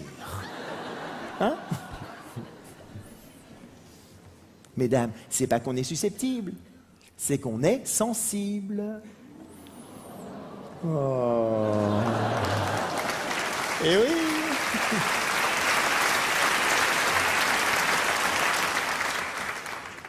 On est tout aussi sensibles les uns que les autres, mais pas pour les mêmes raisons. Quand est-ce qu'une femme est vite blessée? quand on coupe la vague, quand on critique ce qu'elle ressent. C'est normal, c'est comme ça qu'elle se définit. Un homme qui, lui, se définissant avant tout par ce qu'il fait, ben c'est normal qu'il soit plus vite blessé quand on critique ce qu'il fait. Bien souvent, on a tendance à sous-estimer les blessures qu'on impose à l'autre, parce que si on nous le faisait, ça ne nous ferait pas grand-chose. Mais ce n'est pas parce que ça ne nous fait pas grand-chose que ça ne fait pas grand-chose à l'autre. Et en disant ça, mesdames, je ne suis pas en train de vous dire faites-le, ne le faites pas, vous faites ce que vous voulez. Mais ce que je veux vous dire, c'est que quand vous le faites, que vous le vouliez ou non, il y a des conséquences. On va en faire de moins en moins. Ce n'est pas votre intérêt, ni notre envie.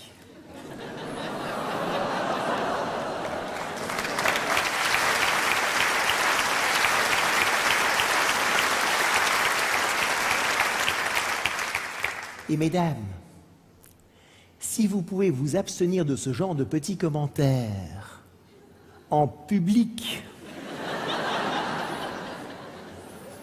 on vous en sera extrêmement reconnaissant. Le nombre de fois on dîne chez des amis, et les femmes sont là entre elles. Le mien, il a 2 mains gauches. Il a essayé de planter un clou tout à l'heure. Le mur, un vrai gruyère, il y a des trous partout. Je sais pas comment il fait. Me raconte pas, le mien l'autre jour, il s'est fait flasher 2 fois de suite à 100 km d'intervalle. Vous auriez dû voir sa tête. La 2e fois quand le policier l'a arrêté. Tu te souviens, mon chéri, la 2e fois quand le policier t'a arrêté? Mon chéri, tu te souviens? C'était trop drôle, vous auriez dû voir ça. Et l'homme, il s'enfonce dans le canapé. Ah ah, ah ah, ah ah. Mesdames, vous allez le payer d'une manière ou d'une autre. On est extrêmement rancunier par rapport à ça. C'est notre sable à nous, ça. Alors, où est-ce qu'on a le plus besoin de ressentir cette confiance? Dans la situation suivante. Là aussi, je vais prendre un volontaire pour vous expliquer. Viens. Viens, passe par là. On peut l'applaudir aussi, parce que ça...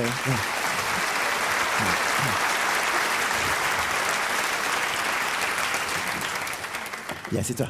Comment tu t'appelles? Sun. Sun. Magnifique, Sun. Sun rentre chez lui, le visage un peu fermé, il a l'air un peu tracassé. Tu peux faire ça un peu tracassé? C'est comme ça?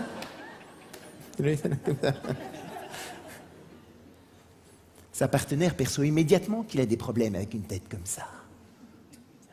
Elle, quand elle a des problèmes, qu'est-ce qu'elle veut faire? En parler. De quoi est-ce qu'elle a besoin pour en parler? De quelqu'un qui va bien l'écouter, qui va bien la comprendre. Oh là là, Sun, il a l'air d'avoir des problèmes là. Je vais lui donner toute la sécurité dont il a besoin pour descendre sa vague, je vais bien l'écouter, je vais bien le comprendre. Et puis après, on va pouvoir passer une magnifique soirée tous les deux. Le problème, c'est que plus elle va vouloir faire parler Sun, plus Sun, il va être désagréable.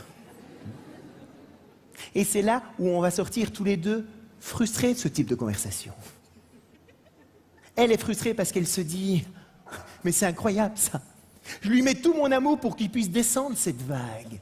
Si Sun me faisait le tiers de ça, moi je serais la plus heureuse des femmes au monde.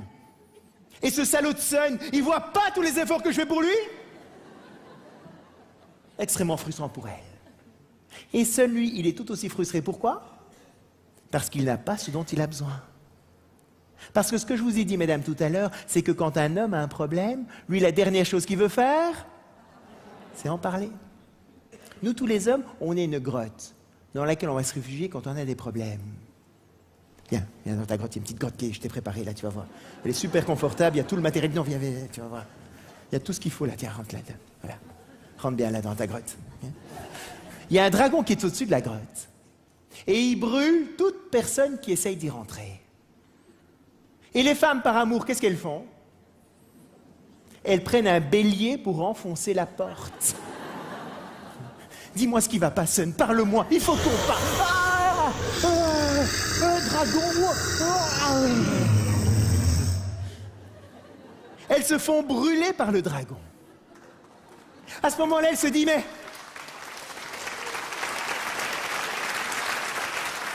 va de plus en plus mal. Il faut absolument qu'il parle pour qu'il aille mieux. Et ils mettent une combinaison anti-feu et elles y retournent.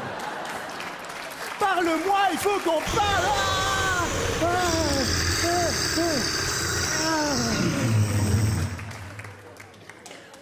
Et c'est comme ça que le dragon, il brûle de plus en plus.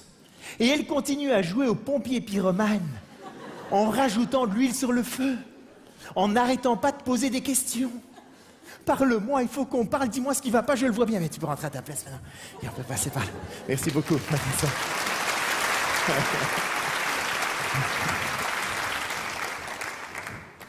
Mesdames, le plus beau cadeau que vous pouvez faire à un homme, quand il est dans sa grotte, foutez-lui la paix. Laissez-le dans sa grotte. Alors, pourquoi est-ce que c'est tellement difficile à faire pour une femme, ça? Parce qu'elle peut mal interpréter le silence d'un homme. Pourquoi? Parce que quand deux copines ne se parlent pas, qu'est-ce que ça veut dire? Très fâché. Et donc les femmes se disent, mais qu'est-ce que j'ai bien pu faire pour qu'il soit tellement fâché contre moi qu'il ne veuille même plus me parler? Mesdames, quand un homme est dans sa grotte, cela n'a rien à voir avec vous. Et autant c'est fondamental pour un homme de comprendre que quand une femme descend cette vague, ça n'a rien à voir avec lui. C'est tout aussi fondamental pour une femme de comprendre que quand un homme est dans sa grotte, cela n'a rien à voir avec elle. Et pourtant, les apparences sont trompeuses. Sinon, ce serait un peu simple, on s'embêterait. Grand classique.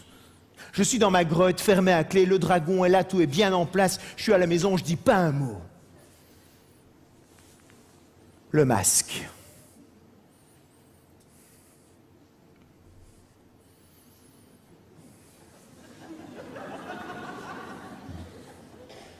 Et puis, il y a des amis qui arrivent à l'improviste à la maison. Dès que les amis arrivent,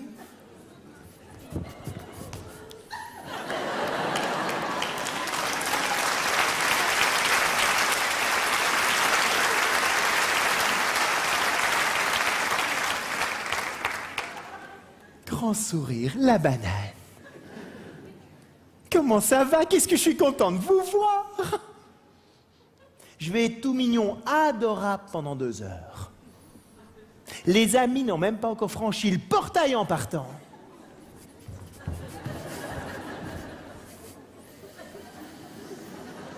Le masque.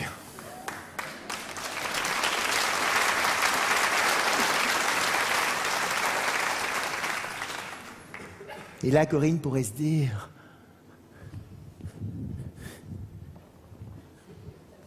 Voilà bien la preuve que c'est lié à moi. Parce qu'avec tous les autres, il est parfaitement capable d'être sympa, sauf avec moi. Donc c'est bien que c'est avec moi qu'il y a un problème. En fait, mesdames, pas du tout. Avec tous les autres, je suis obligé de montrer comme je suis grand, comme je suis fort. Mais de temps en temps, dans l'intimité de la relation, je peux être moi-même. Et ça fait partie d'être moi-même, c'est d'être de temps en temps dans cette grotte. Alors, qu'est-ce qu'on y fait dans cette grotte? C'est quoi cette grotte? Et avec qui il est d'ailleurs? Faudrait que j'aille voir d'abord. Il n'y a personne, mesdames. Le côté masculin fonctionne un dossier à la fois. L'homme a de temps en temps besoin de temps pour lui, pour résoudre ses problèmes seul. Trouver ses stratégies, voir comment il va faire. Et à un moment donné, il ferme le dossier, il met une chape de plomb dessus et il ne veut plus y penser jusqu'à plus tard.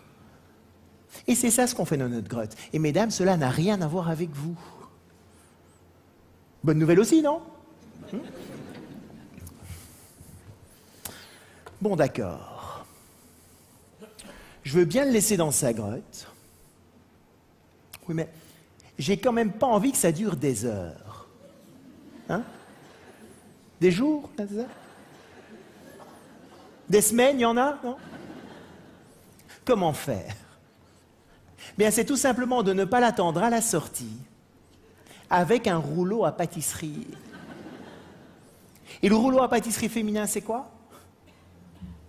Ah, tu m'as pas parlé pendant 2 heures. Eh bien, il faut que tu m'expliques pourquoi tu m'as pas parlé. Si t'étais comme ça, c'est qu'il y avait un problème, donc il faut qu'on en parle, sinon moi je ne peux pas être bien si je ne sais pas ce qui s'est passé. Or, comme tout le travail de l'homme dans sa grotte, c'est d'oublier ses problèmes, si quand il en ressort, il doit en parler, ça marche pas. Beaucoup d'hommes vont rester plus longtemps que prévu dans leur grotte, pas qu'ils y sont bien, mais tout simplement parce qu'ils peuvent pas sortir. Parce que vous êtes là avec le rouleau à pâtisserie. Donc, mesdames, quand on sort de notre grotte, magnifique cadeau. Pas de questions, pas de remarques, il n'y a jamais rien qui s'est passé. Tout le monde est d'excellente humeur. Oula.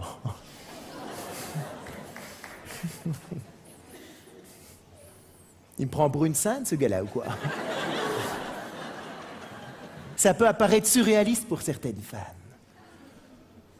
Parce que quand il y a beaucoup de sable dans la vague, c'est impossible pour une femme de laisser un homme dans sa grotte.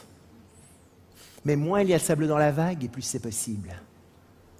Et le problème dans beaucoup de relations, c'est que ces moments-là ne sont pas très bien compris, ni surtout bien gérés par l'autre. L'homme passe sa vie à couper la vague, et le sable s'entasse et se durcit. Et la femme n'arrête pas d'essayer d'enfoncer la porte de la grotte, derrière laquelle l'homme se mure de plus en plus. Et c'est comme ça, petit à petit, que le sable devient du ciment. Et certaines grottes, des abris anti-atomiques. On peut vivre comme ça, pendant des années. Côte à côte, mais plus tout à fait ensemble.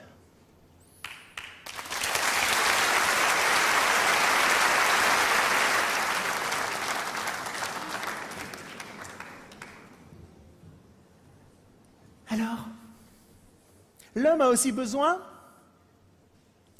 d'appréciation. Et autant une femme fonctionne comme un jardin, autant un homme, lui, fonctionne comme un dauphin. Vous savez comment on dresse ces dauphins pour qu'ils sautent dans les cerceaux? Vous savez comment on fait? On donne du poisson. Le dauphin va sauter pour montrer comme il est grand, comme il est fort, mais aussi parce que chaque fois qu'il saute, il a du poisson. Eh bien, mesdames, un homme, c'est exactement la même chose. Il saute, il saute, il saute, il saute. On va être ravis, mesdames, de faire tout ce que vous voulez, à partir du moment où, quand on le fait, on a du poisson. Et le poisson, c'est quoi? Non, c'est pas ce que vous pensez. Encore, vous êtes vraiment à l'esprit mal tourné. On va en parler, rassurez-vous. C'est tous ces petits mots du quotidien que vous pouvez nous dire. Oh, merci beaucoup. Oh, ça me fait tellement plaisir. Qu'est-ce que t'es fort.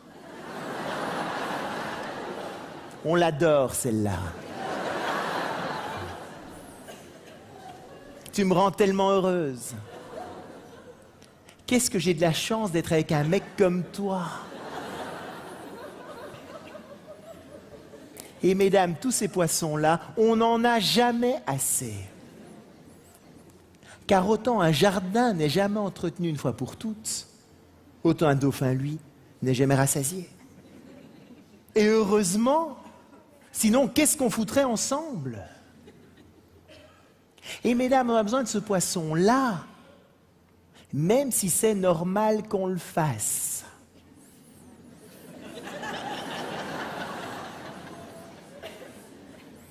C'est là où ça devient dur. Oui, mais c'est quand même normal qu'il le fasse. Même si c'est normal, on a besoin du poisson. Sinon, on en fait de moins en moins. Oui, mais je vois pas pourquoi j'irais apprécier ce qu'il fait de temps en temps, alors que lui n'apprécie absolument rien de tout ce que je fais. Tout le temps.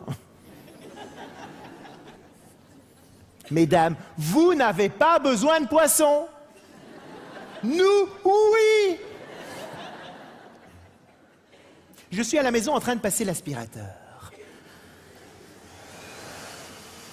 Oh, les poils du chien, j'en ai marre, ce chien, fou. Corinne vient à côté de moi, plein de poissons. Oh, mon amour, c'est extraordinaire, ce tapis est nickel, on pourrait manger par terre. Il n'y a personne qui nettoie un tapis comme toi. Ouais, je suis fort!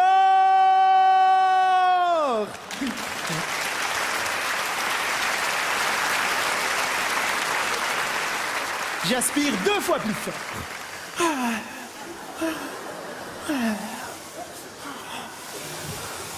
Le tapis est nickel, on peut manger par terre. L'inverse maintenant. Corinne est en train de passer l'aspirateur.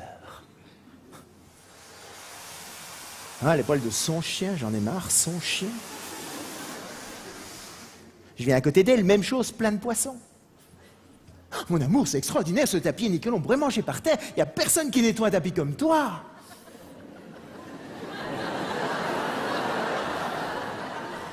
Je me prends l'aspirateur dans la figure.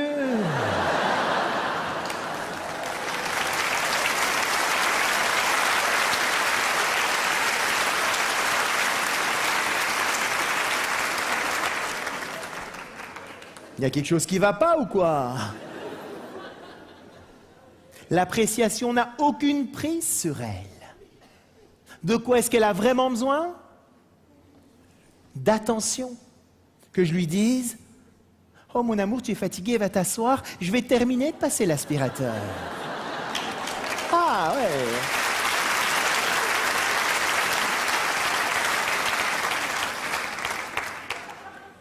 Quand une femme a de l'attention et de la compréhension, le poisson c'est bien, je ne vais pas dire qu'elle n'aime pas évidemment. Mais c'est pas ça qui est réellement motivant pour elle. Mais à l'inverse, si Corinne me faisait cette attention-là, je suis en train de passer l'aspirateur et elle me dit: oh mon amour, tu es fatigué, va t'asseoir.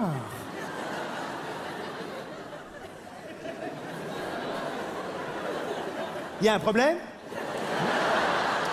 Tu crois que je suis pas capable de passer un aspirateur? Tu me prends pour une nouille ou quoi?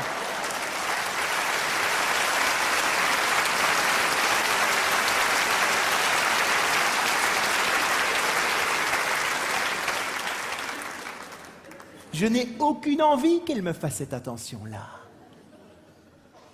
On va faire l'erreur de donner ce qu'on aimerait bien recevoir. Les femmes vont donner plein d'attention et de compréhension aux hommes. Ouh là là, quand il rentre, il va être fatigué. Je vais lui faire son petit dîner. Je vais faire 14 magasins pour trouver le petit cadeau qu'il aime bien. On le prend, c'est pas désagréable, mais c'est pas ça qui est réellement motivant pour un homme. Et les hommes, qu'est-ce qu'ils font? Ils donnent plein de confiance et d'appréciation aux femmes. Moi, ma femme, je lui fais toute confiance. La manière dont elle gère les enfants, les écoles, c'est génial comme elle fait. J'ai jamais vu un prof de ma vie, je sais pas où ils sont. Les médecins, non, non, ma chérie, ne m'en parle pas, non, ta carte blanche, c'est génial comme tu fais, il n'y a absolument aucun problème. Et les femmes vont dire: mais je m'en fous, moi, de ta confiance et de ton appréciation. Moi, ce que j'aimerais bien, c'est qu'on aille voir les profs ensemble, que je me sente soutenu, qu'on puisse en parler. Mais les hommes sont là: non, non, ma chérie, c'est merveilleux comme tu fais. Et c'est là où on va petit à petit s'épuiser, en ayant l'impression d'avoir été extraordinaire envers l'autre et de ne rien avoir reçu en retour. Et on se retire des points, jusqu'au retrait du permis. Donnons à l'autre ce dont il ou elle a besoin pour retrouver très très vite tout le plaisir, toute la joie d'être ensemble. Alors évidemment, les choses sont un peu plus complexes. Ça, c'est le cours de base. Mais bon, avant de pratiquer la guedille, il faut maîtriser le chasse-neige. On a tous en soi un côté que j'ai décrit comme masculin et un côté que j'ai décrit comme féminin. Les femmes se sont sûrement retrouvées dans certains côtés masculins. Les hommes se sont, j'espère, retrouvés dans quelques côtés féminins. Il faut aujourd'hui que l'on devienne bilingue.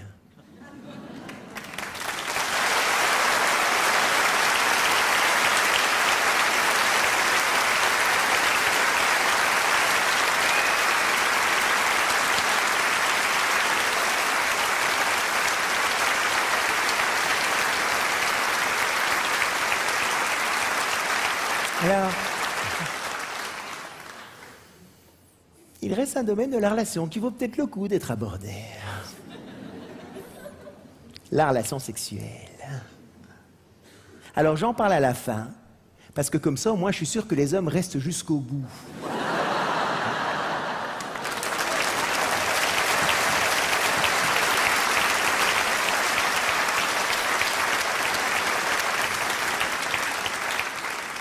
Mais en même temps, messieurs, je sais bien que tout ce que je vais dire, vous le savez déjà.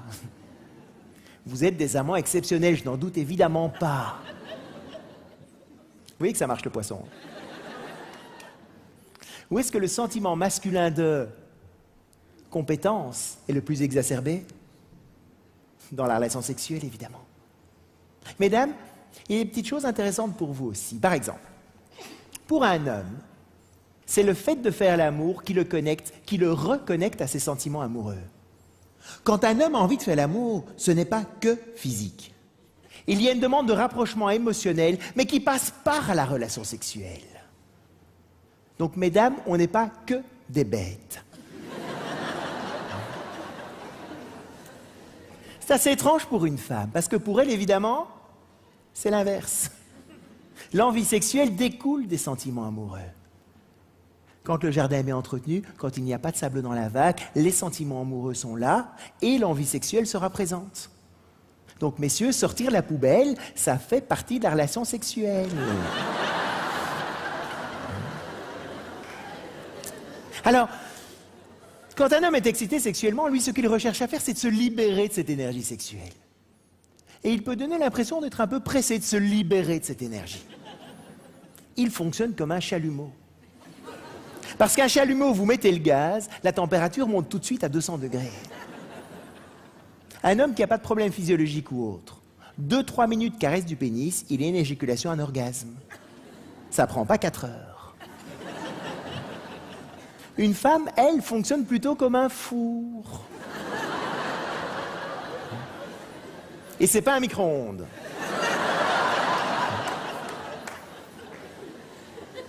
« 20 à 30 minutes pour chauffer le four. » Et messieurs, 20 à 30 minutes dans ces moments-là, c'est très long. Et dans un four, il y a toujours une période de préchauffage, exactement. Toujours commencer par caresser les zones non érogènes. Caresser les zones érogènes d'une femme quand le four est froid, c'est un peu comme caresser le pénis d'un homme un peu après l'éjaculation. C'est un peu mou, ça chatouille, c'est franchement pas le meilleur moment.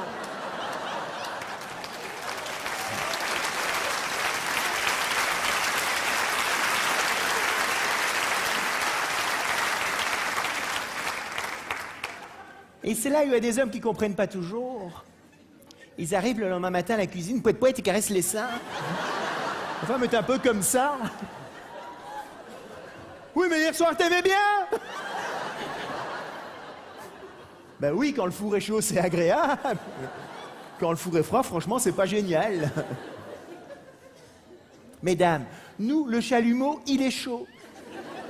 On est prêts. Perdez pas votre temps à caresser les cheveux pendant des heures. Enfin, pour ceux qui en ont, évidemment. Allez-y droit au but, à l'essentiel, tout de suite. On va faire l'erreur de donner ce qu'on aimerait bien recevoir. Les hommes arrivent, ouais, poète, la main dans la culotte et c'est parti. Hein? Un peu frustrant pour une femme. Et les femmes sont là pendant 3 heures. La la la la la la la la la la la. Et là, qu'est-ce que t'attends? Vas-y, là, quoi.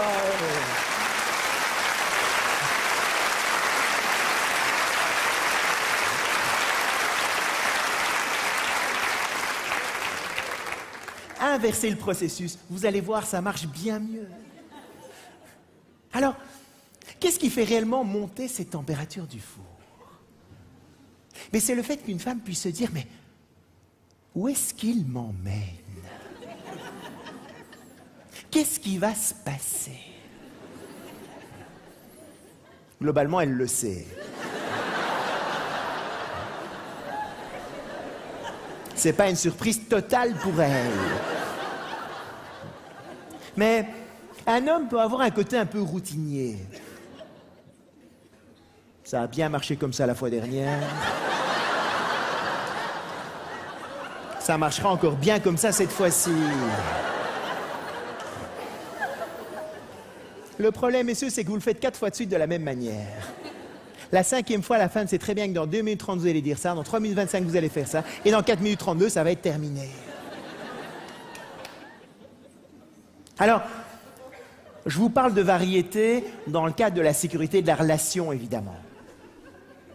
L'idée n'est pas née dans votre lit d'Icosac avec des masques de Zorro.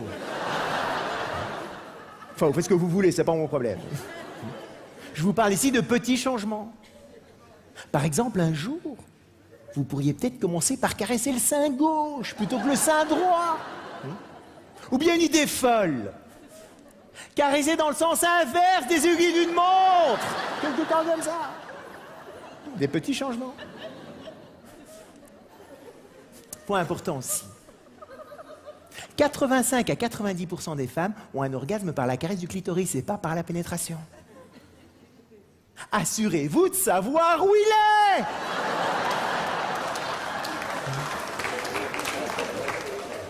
Pas maintenant, hein.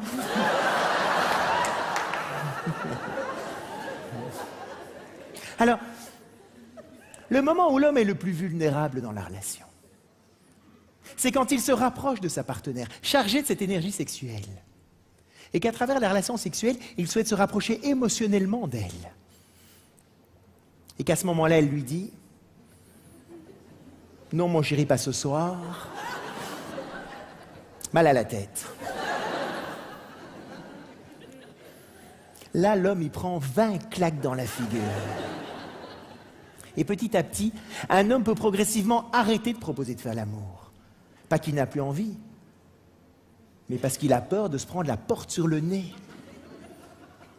Et ça peut être extrêmement difficile à vivre pour un homme, surtout dans notre société actuelle, où on est entouré de messages publicitaires, de films, de magazines, de strings, de mini-jupes. Il y en a partout, qui donnent aujourd'hui à tous les hommes l'impression, mesdames, que vous n'attendez toutes que ça. Et les hommes vont donc arriver à la conclusion suivante. En fait, toutes les femmes adorent faire l'amour, sauf la mienne.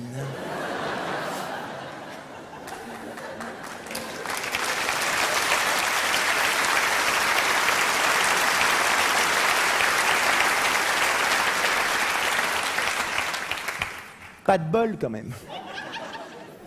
Je suis juste tombé sur celle qui aime pas. C'est quand même un peu idiot, ça. Messieurs, quand une femme se sent en sécurité dans la relation, quand les sentiments amoureux sont là, quand le jardin est bien entretenu, quand il n'y a pas de sable dans la vague, une femme adore autant qu'un homme de faire l'amour. Vous êtes d'accord, mesdames, avec ça? Redites-le un peu plus fort. Encore une fois, très très fort. Ça fait du bien d'entendre ça. On a besoin d'être rassuré parfois. Faire l'amour n'est pas un truc de mec. Une femme a autant de plaisir qu'un homme quand les conditions sont remplies. La nature est bien faite. Alors, mesdames, quand vous dites non, si vous dites non, s'il vous plaît, mettez 10 paires de gants pour amortir le choc. J'adore faire l'amour avec toi, mais ce soir, et j'adore faire l'amour avec toi.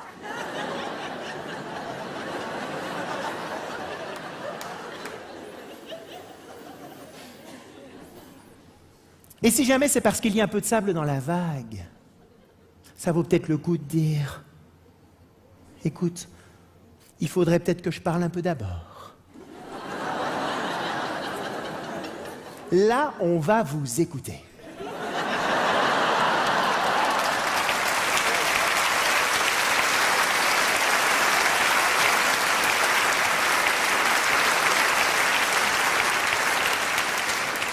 On va être extrêmement attentif. On ne va absolument pas vous interrompre.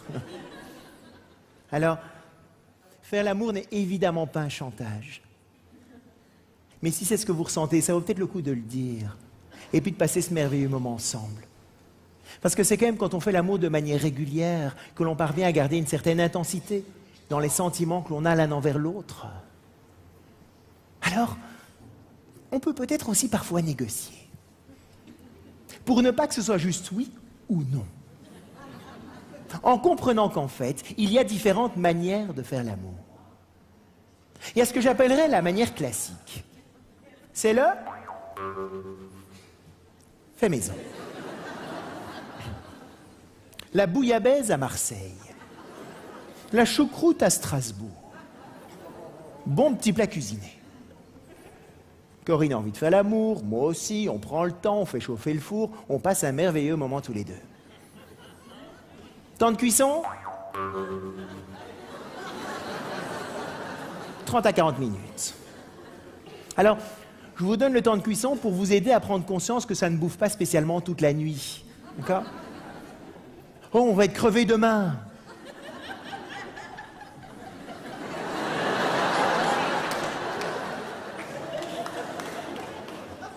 Il y a encore moyen de dormir après.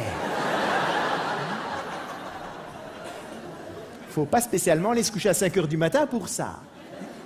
Juste comme ça. Il y a une autre manière de faire l'amour. C'est le quickie. Le McDo, le fast-food. Là, le contrat est clair, c'est un cadeau que Corinne me fait. Pas question de faire monter la température du four ou quoi que ce soit. Temps de cuisson 2-3 minutes. Le lapin. Le décrassage du carbu. L'entretien des tuyauteries. Oh. Alors effectivement, ça pourra apparaître un peu bestial comme je vous en parle. Il y a quelques conditions pour que ça marche bien dans un couple. Première condition, qu'on soit en vitesse de croisière dans la relation, qu'il n'y ait pas de conflit latent. Deuxième condition, que le jardin soit bien entretenu, qu'il n'y ait pas de sable dans la vague, évidemment. Troisième condition, il faut aussi, messieurs, qu'une femme ait son lot de caresses non sexuelles dont je vous parlais tout à l'heure. Le pendant du quickie dans l'esprit féminin, ce sont les caresses non sexuelles.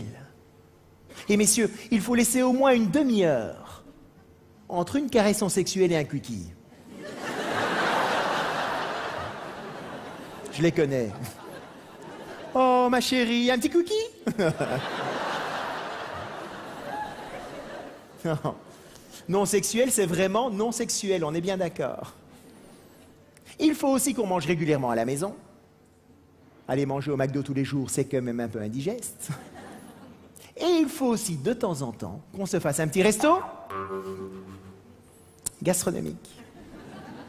Et ça, c'est quoi? Bien habillés tous les deux, petite soirée romantique, un restaurant, apéritif, les bougies, la totale. Et messieurs, même, c'est pas idiot d'aller terminer la soirée à l'hôtel, même si vous restez dans la même ville.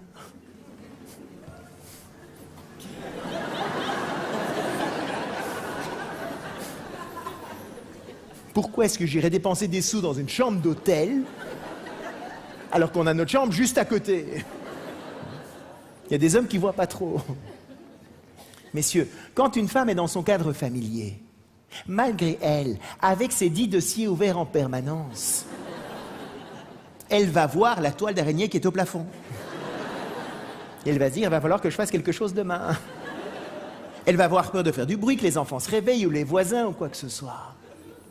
Quand elle n'est pas dans son cadre familier, elle a moins d'éléments auxquels se raccrocher et elle pourra plus facilement se laisser aller. Et plus elle se laisse aller, plus elle s'abandonne, plus elle va prendre du plaisir. Et plus elle prend du plaisir, messieurs, plus vous en prendrez aussi. Donc c'est un excellent investissement. Et c'est là où on peut négocier.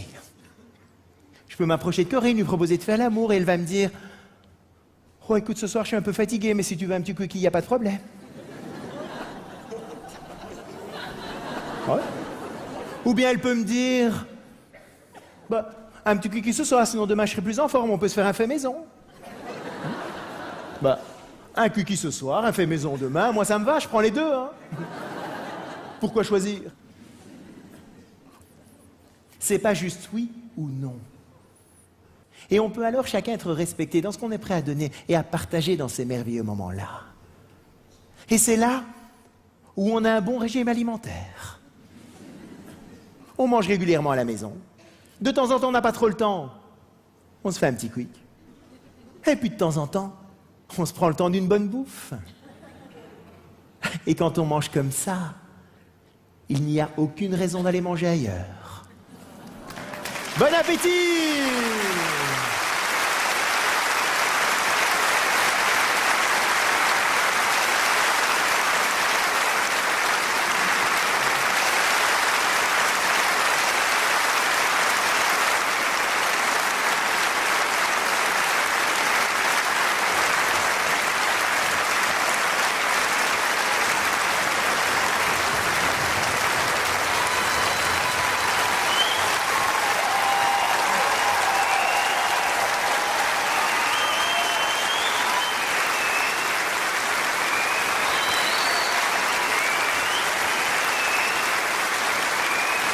Merci.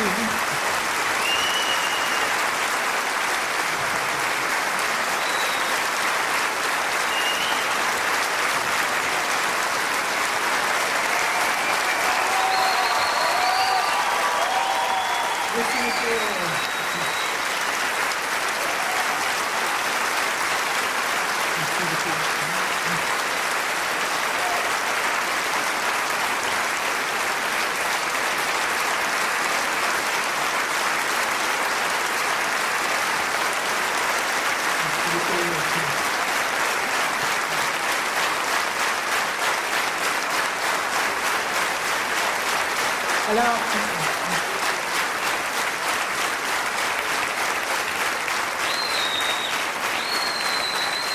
je voudrais remercier aussi toute la technique, toutes les personnes qui ont participé à l'organisation de cette soirée.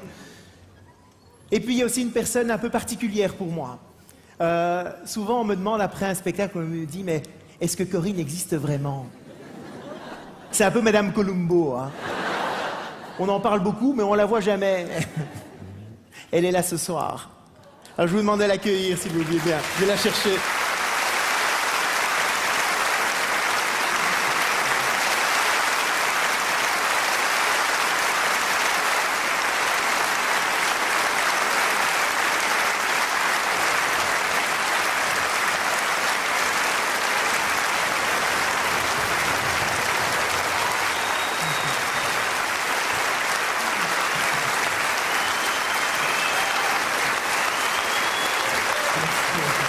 Alors, comme dans les prochains mois, on n'aura pas tout à fait l'occasion de partir à Hawaï. J'ai quand même une petite chose, viens avec moi. Je vais te donner ça. Un point.